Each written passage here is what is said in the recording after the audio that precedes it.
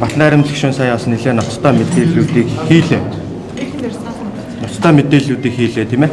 За энэ өнгөрсөн 12 сарын 26-ны өдөр батлагдсан Улсын их хурлын 120 дахь тогтоолыг та бүхэн харж байна.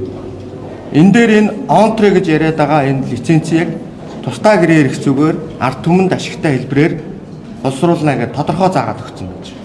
Тийм ээ. За онтрегийн асуудлыг бид нар өнгөрсөн оюутлогын хэлцээр дээр юу гэж гаргаж ирсэн бэхээр одоо энэ хараа хойд хүүга гэдэг нь одоо Эрдэнэтийн оюут ордоос 3 дахин том, цагаан суургаас 2.5 дахин том агуулмж нэлээ өндөртэй ийм орд байгаамаа. Гэтэл энэ ордыг өнөөдөр оюутлогоо гэрээ бол гуй дагаж хүзүү гэдэг хэлбэрлүү шилжүүлж өгөх гэжсэнийг тусдаа гэрээ эрх зүгээр явах ёстой гэдэг одоо энэ тогтоолыг баталсан байж байгаа.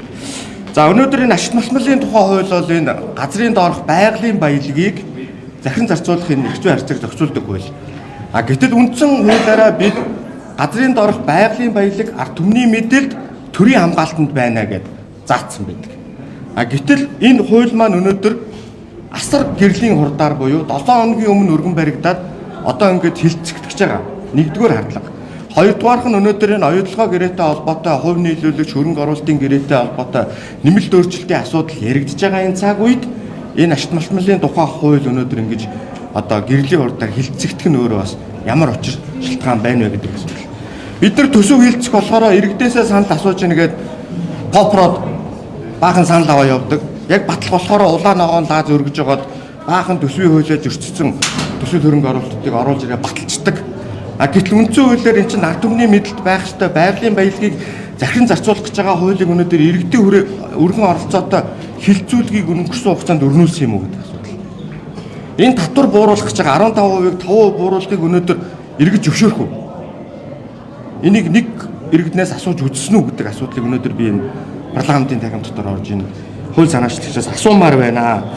За дээр нь өнөөдөр одоо энэ ялгууртай байдал Эрдэнэтэд одоо өнөөдөр бид нар 15% гээд огцсон мөртлөө бусад олборлолтын дээр нь 5% гээд ингээд хууль санаачлаад орж ирж байгаа нь хоёр дахь одоо үндсэн энэ хардлагыг төрүүлж байна гэж бодож байна. Тэгэхээр миний үндсэн гол санаа юу вэ гэхээр нэгдүгээр бид нар энэ хуулийг энэ цаг үе дээр батлах нь бол буруу.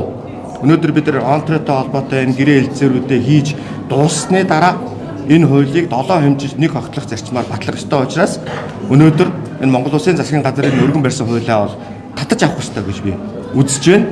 Дээр нь өнөөдөр энэ парламентод иргэдийн дуу хоолой олж сонгогдож орж ирсэн төлөөлөл хангах зарчмыг хангаж байгаа манай улсын их хурлын гишүүд бас энэ хуулийг одоо бас дуу нэгтэйгээр эсэргүүцэж буцааж мөн одоо энэ иргэдийнхээ дуу хоолойг шингээжж энэ хуулийг батлах ёстой гэсэн үндсэн гол зарчмыг бол одоо агуулж байна. Өнөөдөр энийг дагаад одоо жишээлбэл энэ хууль батлагдвал энэ байгалийн баялагаас орж байгаа энэ баялагын санд чинь энэ амнатын чинь 65% нь баялагын санд 35% нь улсын төсөв, орон нутгийн төсөвд хөрөмтлөгддөг.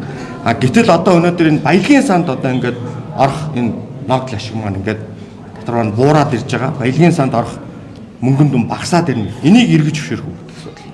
Энийг өнөөдөр энэ 126 гишүүнтэй парламентын 126 гишүүн бүгд зөвшөөрөх үү гэдэг асуудал орж ирж байгаа. Тэгэхээр бид нар олон тал дээр бизнес эрхлэгчдэрээ болохоор татварыг нь бууруулах гэхээр янз бүрийн зовлон яриад байдаг. Уул уурхайтай холбоотой асуудал ярихаар бид нар өөрсдөө мандаж үгээд татварыг нь бууруулах юм саналыг хууль болгоод оруулж ирж байгаа нь өөрөө зарчмын хувьд бол маш буруу үйлдэл гэж харж байгаа.